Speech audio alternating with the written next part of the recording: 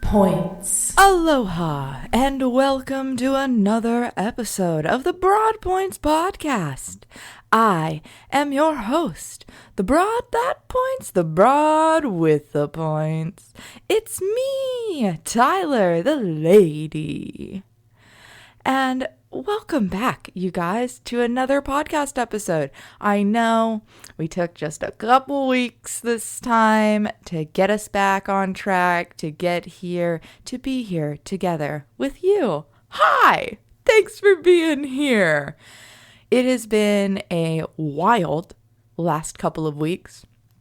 Right before I left you guys, I told you I was going out to Hawaii, and I did. I went out, we went to the island of Kauai, which is the Garden Isle. It is, people say it's more rainy, it's more green.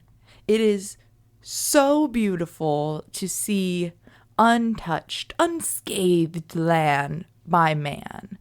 And Hawaii just does a beautiful job at really keeping it their way, keeping it their pace. And I loved that. And when I was there, I just kept thinking to myself, you know, leave it better than when you came. Leave it better than when you arrived. And that's not saying that things need to be developed, which I think is a common misconception, that we need to develop things and wipe stuff out and build stuff up in order. No, I think we just need to take care of stuff. You know, what's already here.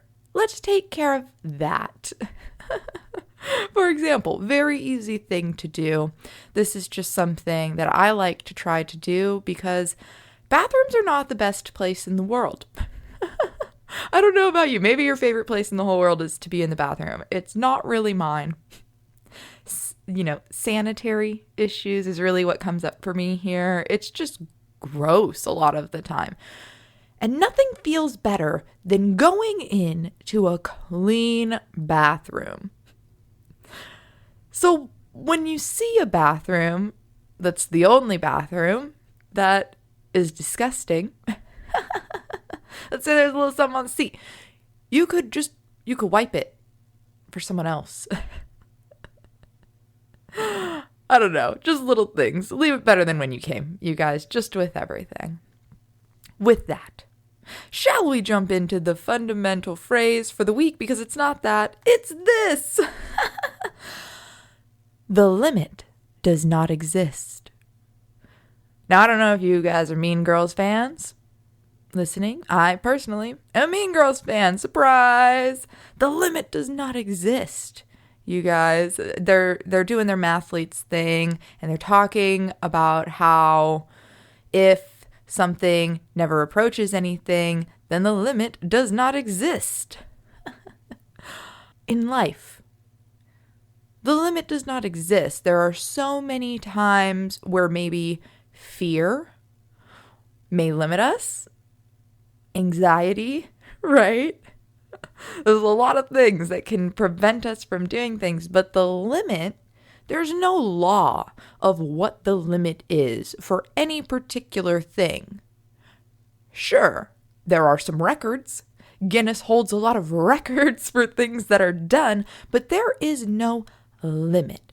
There's just documentation of the most that has been done. So the only person that is putting any limits is you. It's me. It's whoever you are for yourself. You are the one that sets the limits. You are the one that builds the laws that you have to abide by. And it is very easy to get wrapped up in everything that goes on out in the world. There's a lot of people telling you that there are limits of what can be done. The truth is that we can't always listen to what others have to say. We cannot always care about others' opinions. When we really want to do something, we really have to pursue it. And in that pursuit, we have to trust the process. So, I have wanted to go to Hawaii for forever. We had already had a trip planned to Europe, a 2.5-week trip planned to Europe. That's not no dollars. That's not a no dollar trip. That's not a low budget trip that we went on.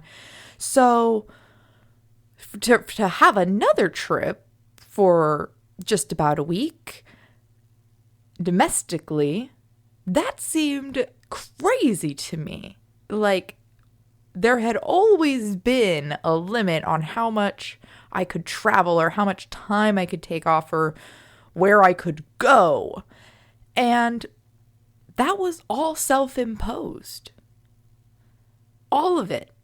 And so when this opportunity to go to Kauai after this trip, I absolutely wanted to seize it because the world is just so unpredictable. We have to do the things while we can do the things and not allow fear to hold us back. And that really is usually what it is. It's fear.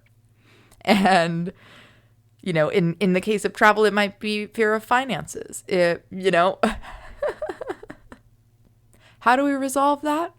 We budget. We make a plan. And by planning all of this out, I was able to go on multiple trips. I do believe that I'm done traveling for the rest of the year. But never say never. You just never know.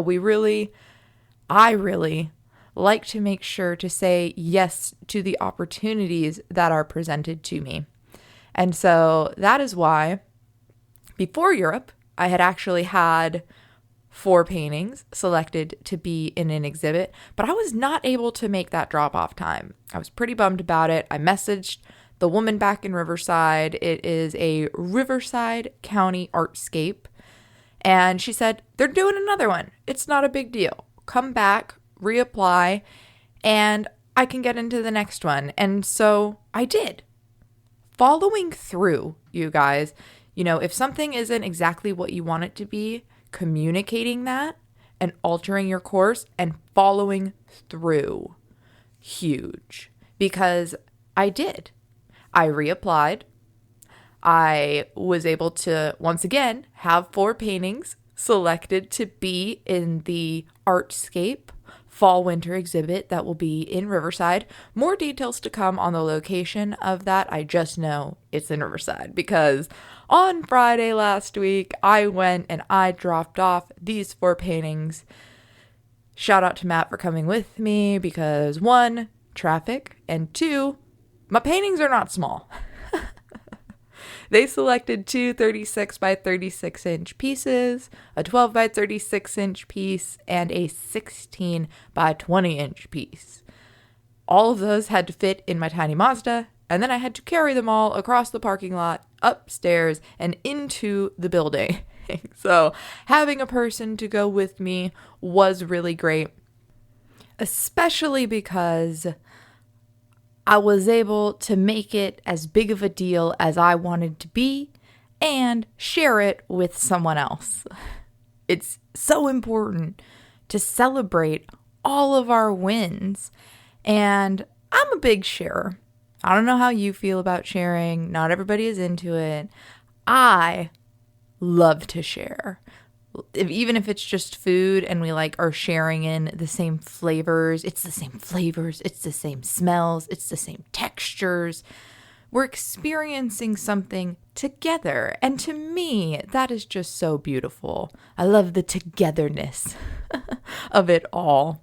And this wasn't everybody's first exhibit. I want to say that. Not everybody is going to this exhibit their first time. They're not handing out gratulatory certifications saying, hey, you were selected.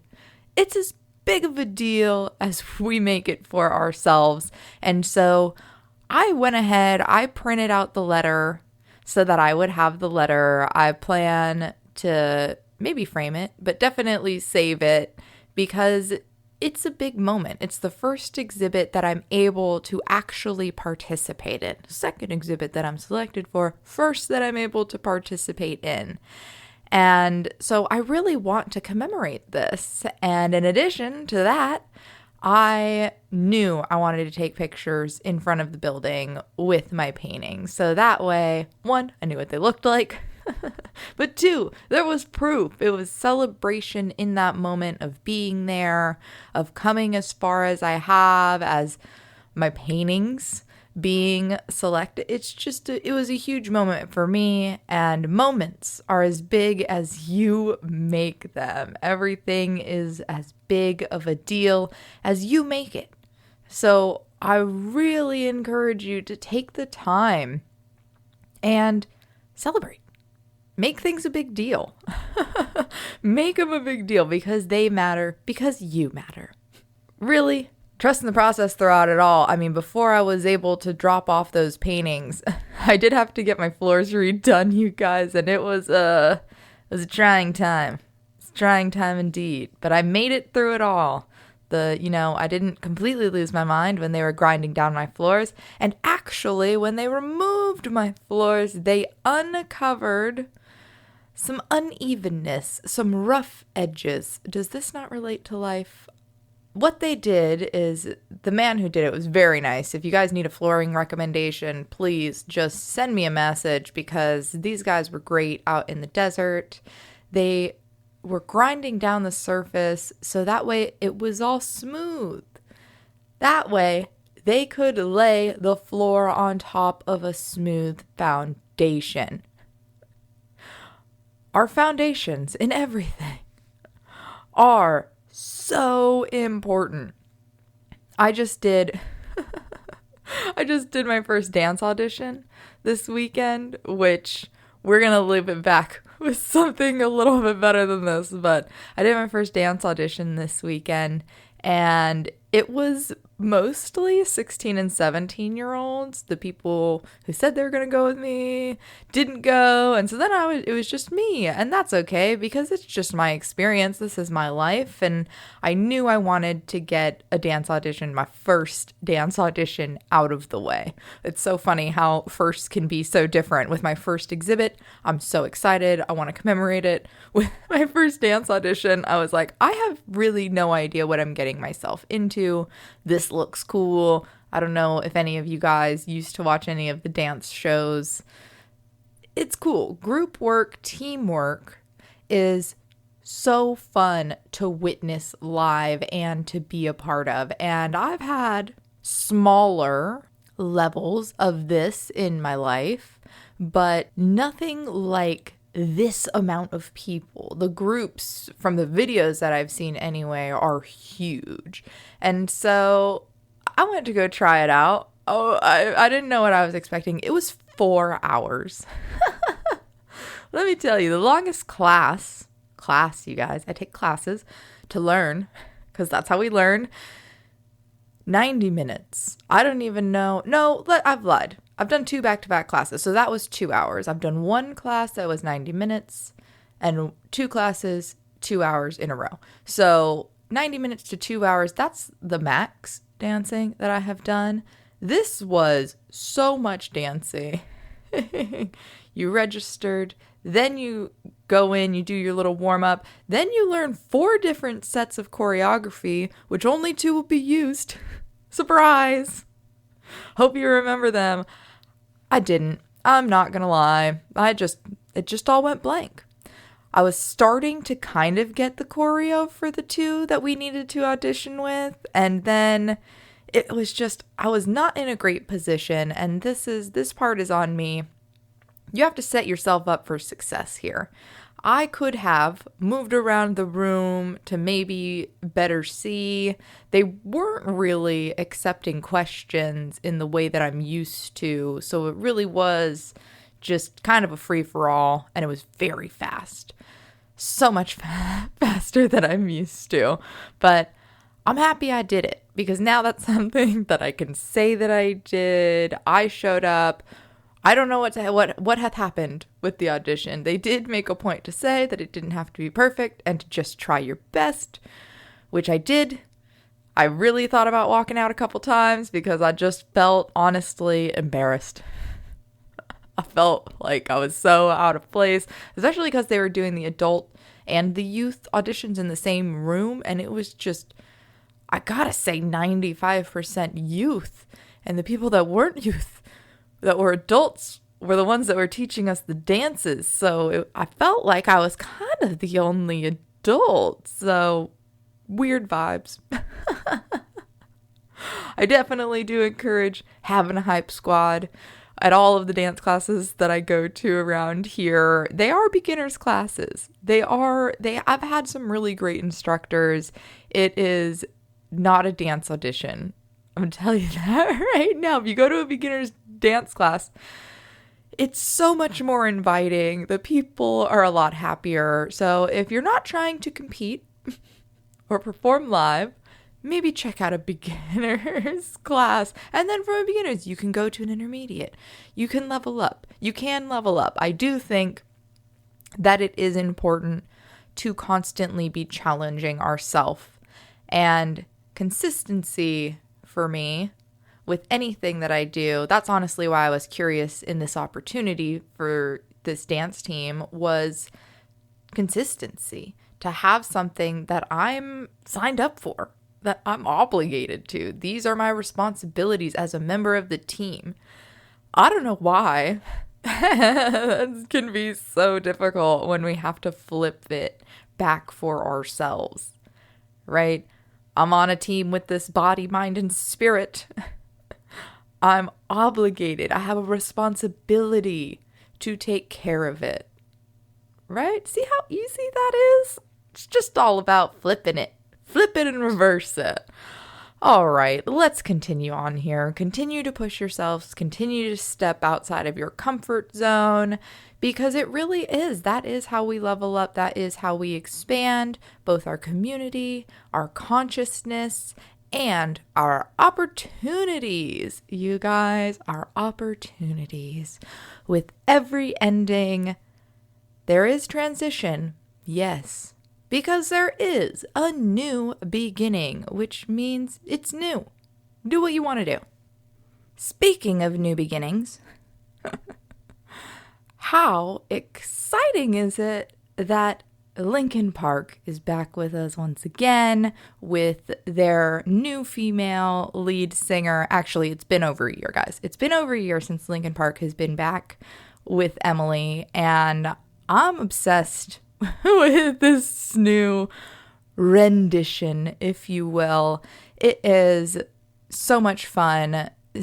Speaking of not having a limit, we went and saw Linkin Park for the third time this weekend. Yes, I know. The positive, upbeat dance story, there's more. We did get to go see Linkin Park for a third time. Third time is a charm. It was just right after the 1-year anniversary of being able to see them for the first time. And it was so cool. Every time we went somewhere, so we started in LA at the Forum. We were front row. We were on front row. I could see. I felt like I could almost touch them. We were so close. Then we go to London. And we're on the floor, and it is just, Wembley is huge, you guys. I don't know that I realized how ginormous Wembley was when I was watching those videos of Queen all of those years ago, when Freddie Mercury is singing to the crowd and everybody is, that is a lot of people, thousands of people. And so it was just kind of tough to see there. That's what it was. It was more about the experience than it was actually witnessing the show, being a part of something, which that's exactly what it said when we showed up in LA this time. We were at the Intuit Dome, and I was very into it. They had some old memorabilia, a Meteora wall, the Hybrid Theory soldiers were there. We didn't wait in a single line. You know how when things are meant to be, everything is just perfectly lined up. It just goes 100% your way. That was Lincoln Park Day. I mean, we got there, perfect parking spot to exit, which I knew upon parking in it. I was like, oh, we're going to get out of here so easy. Then we are there early, so we get to see all of the things we want to see. We get all of the merch we want to see with minimal to no lines. So watching everybody else standing in all of the other lines just really cracked me up. Be aware of your surroundings, guys. Usually there's more than one merch booth. There just kind of is.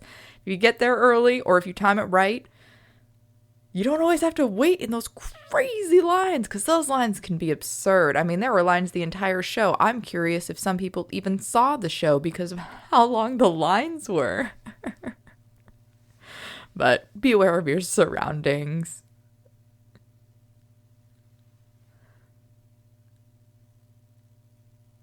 And really engage in your activities. Really fully be a part of it. Fully apply yourself. Because it's just more fun when you're really there, when you're really living it.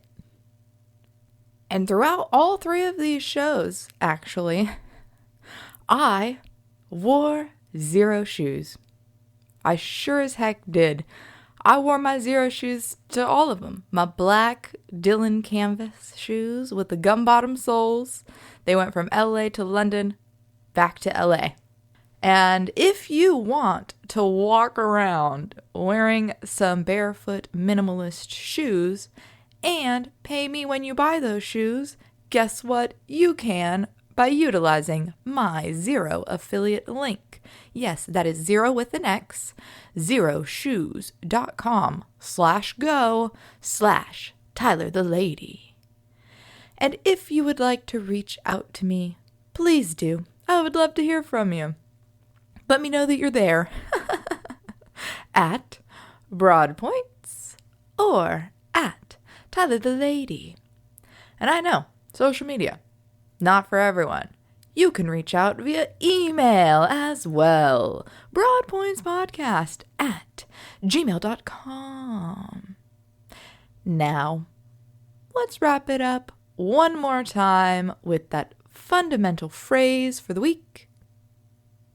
The limit does not exist.